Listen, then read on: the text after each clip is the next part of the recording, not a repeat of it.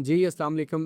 Budget 2026-2027 जो है वो हमारे औरंगज़ेब साहब जो हैं वो वफ़ाकी हुकूमत ने पेश कर दी है। वीडियो बनाने का मकसद आम आवाम को इस चीज़ से आगाह करना था कि बेसिकली जब वफ़ाकी हुकूमत बजट पेश करती है तो वो कितना बजट पेश करती है, जो इदाद-ओ-शुमार वो बता रहे होते हैं, उसमें कितना जो हिस्सा जो है वो सूबों को दिया जाता है, कितना हिस्सा जो है वो अपनी स्कीम्स पे लगाया जाता है, कितना हिस्सा जो है वो अपने तरक्याती कामों पे लगाया जाता है। तो कुछ डिटेल्स हैं जिनसे आवाम को आगाह करना था कि हम ये तो सुनते आए हैं कि वफाकी बजट जो है वो इतना अच्छा था, इतना बुरा था, सूबाई बजट जो है वो इतना अच्छा था, इतना बुरा था, लेकिन हमें एक्चुअल में पता नहीं होता कि बजट पेश कितना हुआ है और उसके एदाद-ओ-शुमार क्या हैं। तो औरंगज़ेब साहब ने जो बजट पेश किया है 18,700 अरब रुपए का बजट वफाकी हुकूमत ने पेश किया, जिसमें से सूबों को एनएफसी अवार्ड के तहत जो है 8,805 अरब जो है वो दिए जाएंगे सूबों को, मतलब केपीके, उसके बाद हमारा बलूचिस्तान, पंजाब और सिंध। अब 18,700 में से आप सीधा सीधा निकाल दें 8,805, ये अमाउंट आपने निकाल दी, सूबों को दे दी।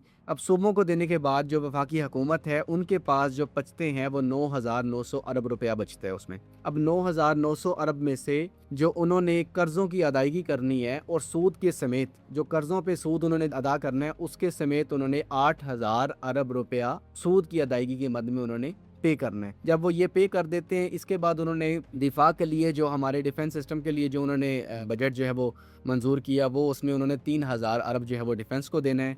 इसके बाद जो पेंशन है, सरकारी मुलाजमीन जो पेंशन ले रहे हैं उसमें 1100 अरब रुपया उनको देने हैं। इसके बाद वफाकी जो हमारी तरक्याती प्रोग्राम, जैसे कि आपने देखा होगा कराची में अगर कोई मेट्रो ट्रेन चलाना चाहते हैं, अगर केपी में कोई मोटरवे बनाना चाह रहे हैं, तो उसके लिए हुकूमत जो है वो कोई 1100 अरब रुपया जो है वो उसके लिए मुख्तस कर रही है। इसके बाद जो सब्सिडीज़ और दीगर जो इनके अपने अखराजात हैं उसके लिए वो 1,000 अरब रुपया उसके लिए मुख्तस किया उन्होंने। इसके अलावा जो मिनिस्ट्रीज़ हैं, जो अदारे हैं, वफाकी वजारतें जो चला रहे हैं, जो ऑफिस हैं, उसके लिए उन्होंने 1,000 अरब रुपया मुख्तस किया। ये तमाम चीज़ें आपको बताने का मकसद ये है कि हैरानगी वाली बात ये होगी कि जो मैंने अदाद-ओ-शुमार आपको बताए, ये तमाम चीज़ें जो वफाकी हुकूमत जो है वो सूबों को एनएफसी अवार्ड के तहत उनका हिस्सा दे रही है। उसके बाद ये जो मैंने आपको अदाद-ओ-शुमार बताए कि वो तरक्याती स्कीम्स हों, वो सब्सिडीज़ हों, वो डिफेंस सिस्टम हो, ये तमाम चीज़ें देने के बाद जो हमारी वफाकी हुकूमत है वो 5,000 अरब रुपया नेगेटिव में जा रही है। अब यहाँ पे सोचने वाली बात यह है कि जो 5,000 अरब रुपया नेगेटिव में जा रही है, ये पैसे कैसे पूरे करेगी वफाकी हुकूमत? ये जो 5,000 अरब रुपया जो खसारे में जा रही है, इसको कहते हैं बजट खसारा। बजट खसारा हम अखबारात में पढ़ते हैं, न्यूज़ में सुनते हैं कि बजट खसारा क्या होता है। बेसिकली ये बजट खसारा वो है जब आपकी इनकम कम हो और अखराजात ज़्यादा हों, तो आपको वो अखराजात पूरे करने के लिए जो अमाउंट चाहिए होती है उसे कहते हैं बजट खसारा। इस बजट खसारा को पूरा करने के लिए फिर हुकूमत क्या करती है? हुकूमत मुख्तलिफ बैंक से लोन लेती है, नेशनल सेविंग से लोन लेती है, हुकूमत IMF से लोन लेती है, हुकूमत दूसरे मुल्कों से राब्ते करती है लोन के लिए, या फिर हुकूमत जो अपने उनके मातहत अदारे हैं उनकी नजकारी की तरफ जाती है ताकि उनकी नजकारी के जरिए ये तमाम जो रकम है इसको अदा कर सके।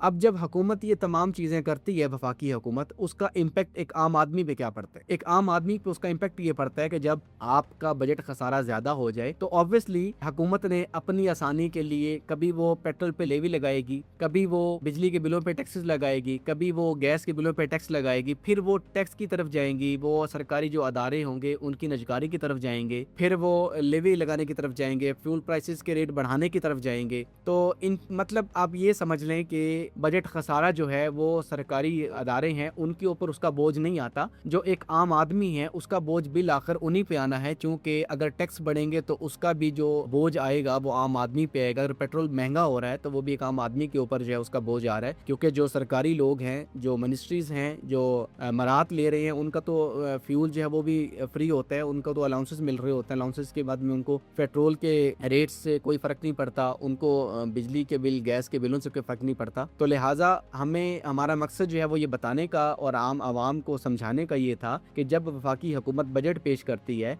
तो वफाकी हुकूमत जो भी अर्न करती है, अपनी जो उनकी इनकम है या जो टैक्स की मद में पैसे कलेक्ट करती है उससे उन्होंने हिस्सा देना होता है चारों सूबों को। चारों सूबों को देने के बाद उनके पास इतना कुछ नहीं बचता कि वो अपने अखराजात को पूरा कर सकें। देन उसके बाद ये होता है, हम आए रोज खबरों में सुनते हैं कि आज पेट्रोल की प्राइसेस बढ़ रही हैं, आज इस पे टैक्स लगा दिया गया, आज इस पे टैक्स लगा दिया गया। और वो जो टैक्स लगाने की जो वजूहात होती हैं वो अपने अखराजात को जो है वो कवर अप करने के लिए होती हैं। तो हमारा जो वीडियो बनाने का मकसद था वो यही था कि आपको ये पता हो कि जब आपकी हुकूमत जब बजट पेश करती है तो हम सुन तो लेते हैं, समझ तो लेते हैं कि 7% जो है वो सरकारी मुलाजमीन की तनख्वाहों में इजाफा कर दिया गया। किसी भी इंसान का जो ध्यान है वो बजट खसारे की तरफ नहीं जाता कि भाई अगर 5,000 अरब रुपया बजट खसारा है तो उसका बोझ कौन बर्दाश्त करेगा। क्या उसका बोझ हुकूमत बर्दाश्त करेगी? क्या उसका बोझ मिनिस्टर्स बर्दाश्त करेंगे?